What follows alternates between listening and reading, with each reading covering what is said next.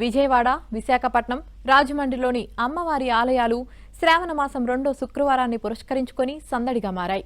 అమ్మవార్లను ప్రత్యేకంగా అలంకరించి వరలక్ష్మి వ్రతాలు, పూజా కార్యక్రమాలు, అర్చనలు నిర్వహించారు.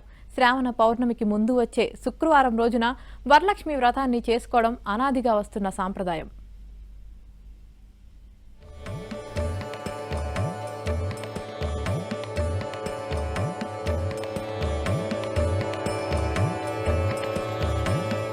శ్రావణ మాసం 2వ శుక్రవారం కావడంతో విజయవాడ ఇంద్రకీలాద్రి అమ్మవారి దేవాలయం భక్తులతో కిటకిటలాడింది. వరలక్ష్మి వ్రతం సందర్భంగా దుర్గమ్మ లక్ష్మీదేవి అవతారంలో దర్శనమిచ్చారు. అమ్మవారి ఆశీస్సుల కోసం భక్తులు పెద్ద సంఖ్యలో తరలివచ్చి దర్శించుకున్నారు. పసుపు కుంకుమలతో అమ్మవారికి మహిళలు ప్రత్యేక పూజలు నిర్వహించి మొక్కులు చెల్లించుకున్నారు. వరలక్ష్మితో అదే ఆడవాళ్ళ యొక్క పసుపు కుంకుమ సౌభాగ్యాలు బాగుండాలని, ఆ తల్లి యొక్క కృపా కటాక్షాలు మన మీద ఎల్లవేళలా ఉండాలని చేసుకుంటామండి. నోముదారాలంతా వరలక్ష్మిని కలిసాలు పెట్టి ఆమెను బాగా పూజించి నోముదారాలు అక్కడ పెట్టి అయ్యవారిని పిలిపించి నోమించుకొని నోముకుంటామండి.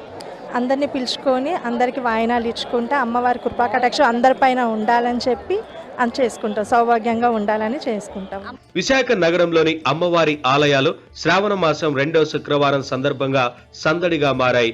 శ్రీ కనక మహాలక్ష్మి అమ్మవారు, శ్రీ కన్యకా పరమేశ్వరి దేవస్థానాల్లో అమ్మవారికి ప్రత్యేక పూజలు, అభిషేకాలు నిర్వహించారు. శ్రీ కనక మహాలక్ష్మి అమ్మవారి దేవాలయంలో కుంకుమార్చన, సామూహిక వరలక్ష్మి వ్రతాలు జరిగాయి. శ్రీ కన్యకా పరమేశ్వరి అమ్మవారి ఆలయంలోనూ ప్రత్యేక పూజా కార్యక్రమాలు జరిగాయి.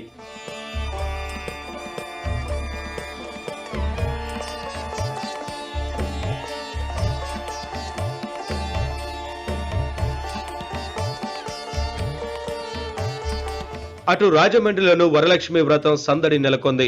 రాజమండ్రిలోని మహాలక్ష్మి దేవి ఆలయంలో మహిళలు ప్రత్యేక పూజలు చేశారు. ఉదయం నుంచే భక్తులు అమ్మవారిని దర్శించుకుని పూజలు, వ్రతాలు నిర్వహించారు.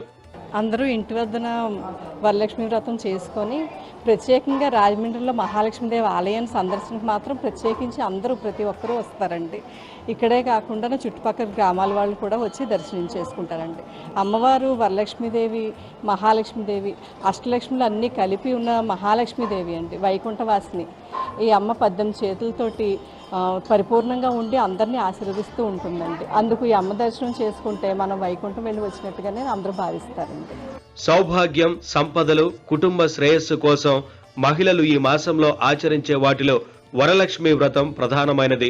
శ్రావణ పౌర్ణమికి ముందు వచ్చే శుక్రవారం రోజున ఈ వ్రతాన్ని చేసుకోవడం అనాదిగా వస్తున్న సంప్రదాయం.